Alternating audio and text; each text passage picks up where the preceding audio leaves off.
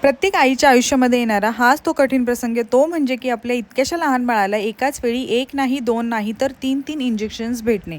लहान मुलांच्या शरीरामध्ये इम्युनिटी वाढवणे, त्यासोबत अनेक रोगांपासून त्यांचं संरक्षण करणे, यासाठी हे लसीकरण दिले जाते. ही लस दिल्यानंतर त्यांच्या शरीरामध्ये इम्युनिटी वाढते अनेक रोगांपासून लढण्यासाठी. हे आहे आमच्या गावातील प्राथमिक आरोग्य केंद्र की जिथे आज माझ्या बाळाची होती लस. 1.5 महिने, 2.5 महिने आणि 3.5 महिने या टप्प्यामध्ये या लस दिल्या जातात. आणि 3.5 महिन्याची लस जास्त दुखते असं तिथल्या सिस्टरचं म्हणणं होतं. तर खूप जास्त आज बाळ पण रडलेलं आहे. मागच्या 2 टाईमला तो इतका जास्त रडला नाही, या टाईमला रडलेला आहे.